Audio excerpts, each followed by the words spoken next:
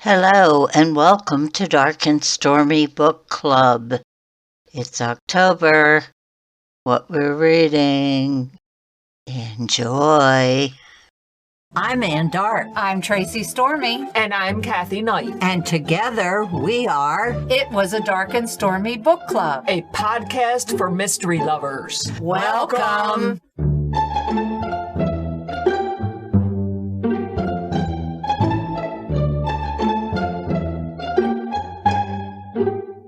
If you enjoy our show, please consider contributing to the Dark and Stormy Patreon. By becoming a patron, you will help us create better and quality content. There are also benefits to becoming a patron, such as exclusive content and Dark and Stormy merchandise. Become a supporter at patreon.com/darkandstormybc. Check our website for the link. We appreciate any and all contributions. Thank you.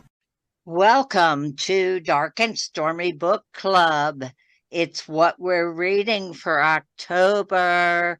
Halloween means spooky. Tracey, you want to scare us first? I got some doozies. Oh, okay. This is my favorite genre, so I went a little overboard and I read three. Well, I read more than three, but I'm going to try to fit two in because they were both so good. Oh, chef's kiss. My first book is called Just Like Home. It's by Sarah Gailey. It came out last summer, so 2022. Put it to you this way. What if you grew up and your dad was a serial killer? Oh, okay. But you didn't know any different, so you thought it was perfectly normal. Story of my life. This book, it's so good. It was dark, it was atmospheric, it was deeply unsettling. It blends elements of horror, thriller, psychological drama. It's the story of Vera, a young woman who returns to her childhood home after 12 years to care for her dying mother. Oh, okay. But the house was once a place of warmth and love, has become a place of darkness and dread. All right. Sarah soon discovers that she is not alone in the house. She is haunted by the ghosts of her past, both literally and figuratively. The house itself seems to be alive, and it has dark secrets. As Vera delves deeper into the house's history, she begins to unravel the truth about her family and the terrible things that happened there.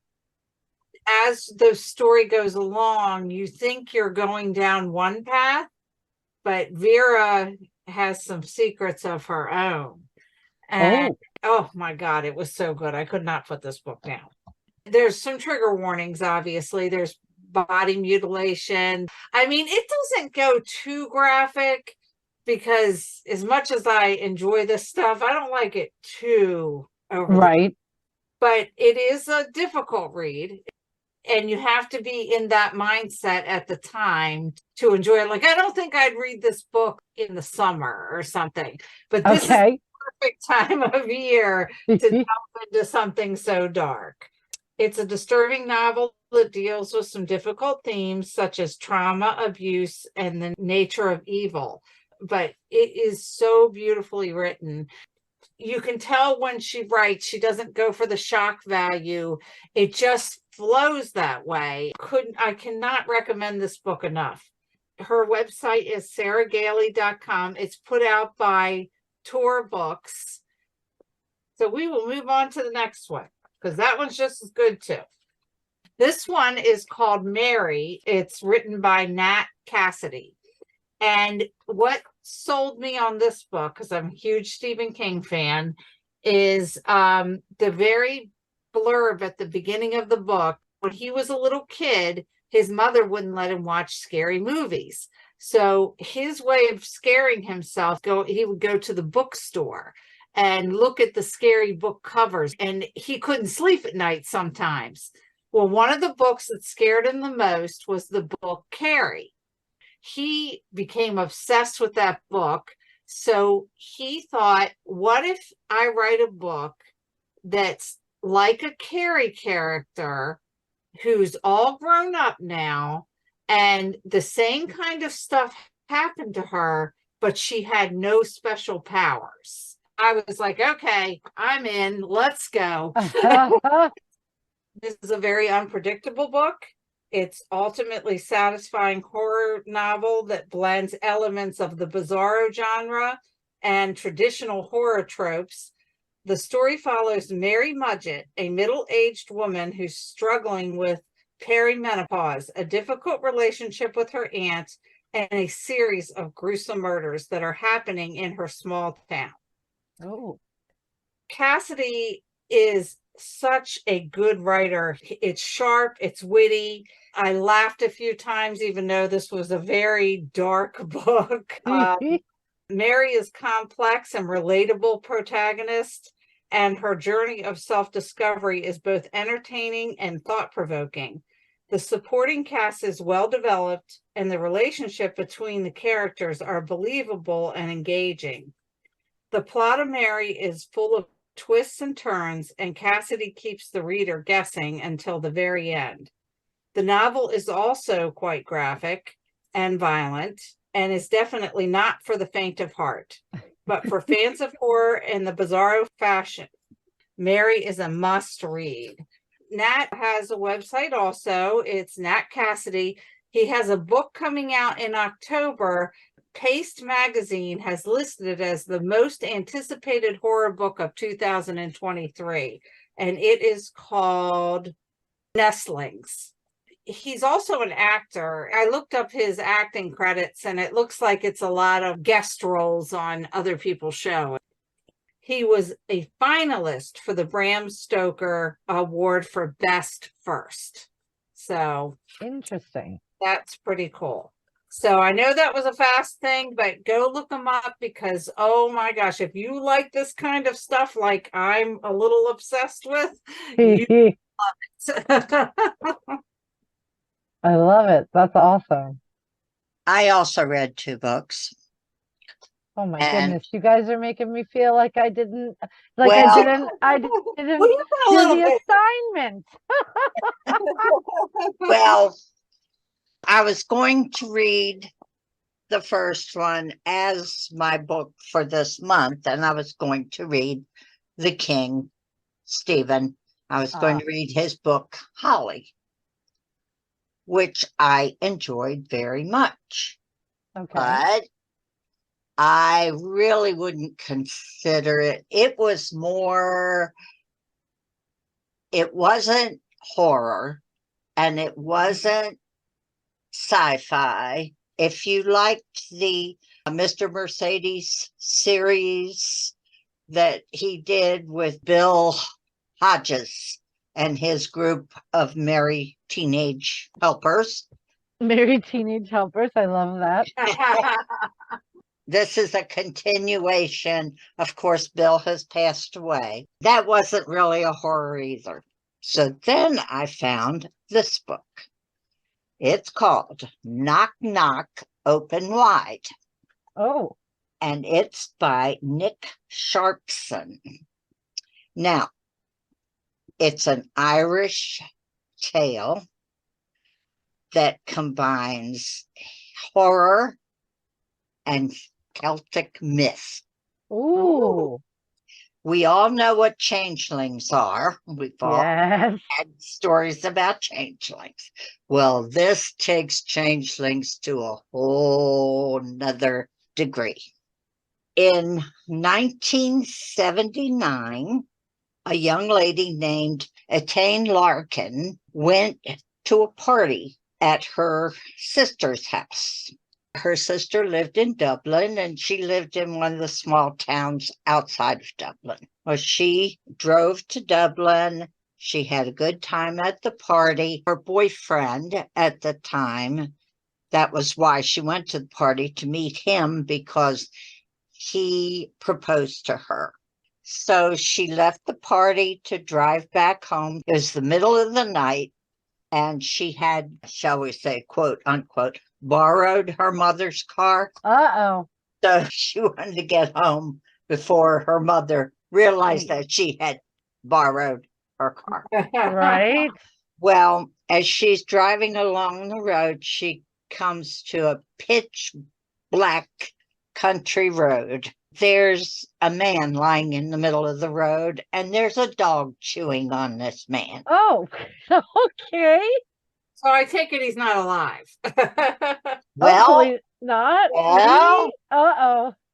She gets out of the car, she goes over, she shoos the dog away, she drags the man to her car, puts him in the back seat, and starts driving to the closest house she can find where she can call for an ambulance. He is still breathing. Oh. Oh, okay. So Well, that's very nice of her because I don't know if I would do. I would Dog's chewing on you. I think maybe I'm going to the house by myself and letting somebody know where they can get you. It says, so begins a night of unspeakable horror that will take her to the very brink of sanity. She is declared missing, and a countrywide search is initiated. She never spoke of what happened again, ever. I don't think I would either. Yeah. Well, No. she and her boyfriend get married, Oh, and they have, within a short period of time, you figure on your fingers how many months it Um, So anyway, They got a kid. they had well, 2 kids. Oh, two. They had twins. Oh. They okay. had Ashling and they had Neve. At the age of 7, Neve disappears. She is gone. They never find her. When Etienne was missing, when she went missing the original time, anyway, they blamed her boyfriend and said that he had done something to her. Well, then they found her, never told anybody what happened. 8 years later, their little girl, Neve, disappears. Okay. Etienne becomes an alcoholic. They never found her. Oh. So now move forward in time 20 years. Ashling has gone off to college and she is in a gay relationship with a young lady she meets at college. But she spends most of her time trying not to tell Betty, her girlfriend, about her mother or her family or any of this weird stuff that's gone on in her history. She does finally get out of her that her twin sister disappeared, but that's as far as she will get. What you have to figure out in this story is what happened to Neve, what happened to Etienne all those years before. Is Ashling a changeling or is Neve a changeling? This book is so You did. It doesn't come out till October 3rd, but be Oh. sure and read this book. This book is weird. Do you remember Ding Dong School? Yeah, well, barely because I never watched it, but I remember seeing clips of it. Okay. Well, there is a whole thing around like a Ding Dong School vibe to this story. Oh, it's good. It's creepy on top of creepy. It's one of those, I had about a good third of the book, and I was not going to go to sleep until I finished this book. All right, Miss Misty.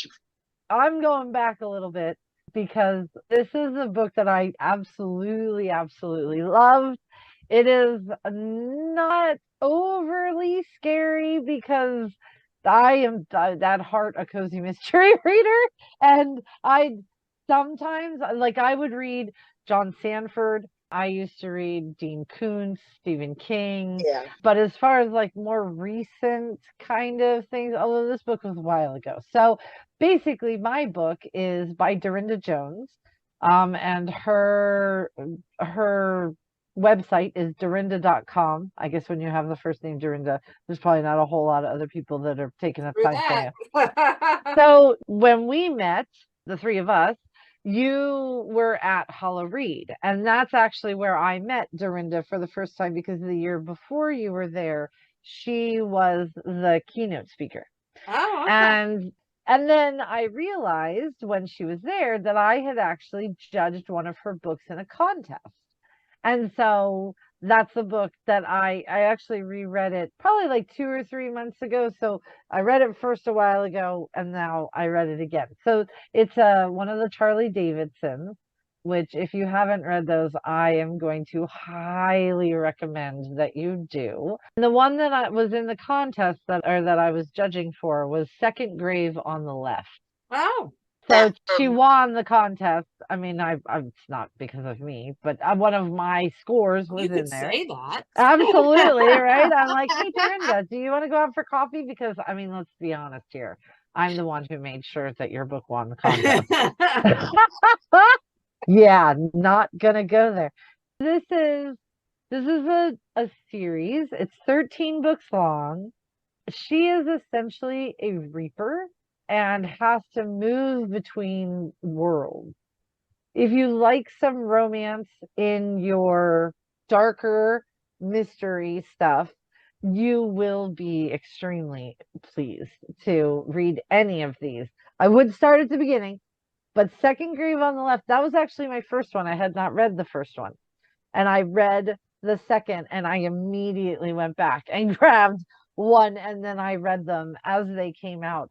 Just because if you want to talk about any kind of real character development, sometimes in darker mysteries with romance, you're dealing with a lot of vampires or people who, have lost all hope for life and that kind of thing. And this really had quite the twistiness of what she does and how she does it, and then also who she's matched up with. I love the secondary cast. They are very, very funny, and yet they're really heartfelt too. And so I was taken off guard with the first one that I read, only because I was like, oh, what is this? What is this? and but then I couldn't put it down. In the Second Grave on the Left, they're looking for a portal to heaven, because I think I read this book. Okay. Yeah, he's known as the son of Satan, literally. And he left his body and is haunting Charlie. And so when he left his body, it's because he's being tortured by demons who want to lure Charlie closer to them. But he can't let that happen, because if the demon gets to Charlie, then they'll find the portal to heaven. So he's trying, that's right. There was find it, not. So they have to have it. It was one of those books that whisked you right in. And, at that point, just don't plan on doing anything until it's over. Because in the contest itself, I had 7 different books to read that were romantic, suspense, and paranormal. I think this was the 4th or 5th one that I read. And I was a little done in. I was like, okay, you know what? Like, I get it. I mean, there were some good things. There were some, in this contest, you're supposed to make sure that for every constructive criticism you make, that you're also making a positive remark about the book. I was working really hard on some of those. I will not name any other books, but I got to this one, and it was like book 5, and I was like, oh my gosh, like I did not have a single thing that I marked her down on at all. So when I got to meet her at Hollow Read, I did say, so do you remember like when you won the Kiss of Death, Daphne DeMar? And she was like, yeah, that was so much fun. I was like, I was one of the judges. And she's like, oh my gosh, thank you so much. Like, what's the other series that she writes? It's called a Bad Day. I've reviewed every book of that on this show, because when those come out, I have to read them. Yes.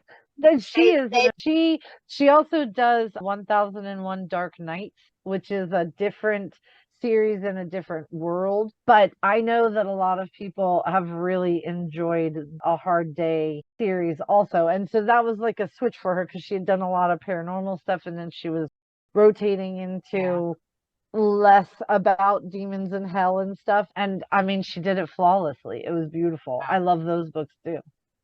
Dorinda Jones, I've never read anything from her that I didn't love. She also does paranormal women that are, I think, over 40 is what the parameter is on that. I love those too. But this one, I think because it's the very first book that I ever read of hers, really stuck with me. And there were scary parts. I mean, there are parts where I was like, I don't know if I want to turn the page. I am like terrified that you're going to do something even worse. But the character development and the way that it runs, there's just if I could write a book like that, I would immediately. Trivia. Last week's question was, author Stephen King has become well known for appearing in film adaptations of his own books. What made his first appearance in a movie notable? A. He was just passing by. B. He wrote himself into the story. C. The movie was not from one of his books. Or D. He was high. The answer is the movie was not from one of his books. King appeared in George A. Romero's Night Riders.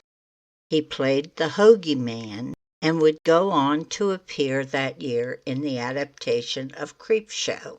This week's question is, which mystery author was born with the name Howard Allen Francis O'Brien? A. Dick Francis, B. Anne Rice, C. Maureen Jennings, or D. Harold Pinter? Tune in next week for the answer. Well, that gives you 5 books this month to think about. They're all very good books. I hope you choose at least one to read. I hope you'll join us next week when we will have an interview with Desmond Ryan. We always look forward to talking to him. And for those of you who are following what we're reading, our theme for November will be mysteries with a setting in colonial or early America. So find a good book and join us then. And remember, Life would be boring without a little mystery. bye.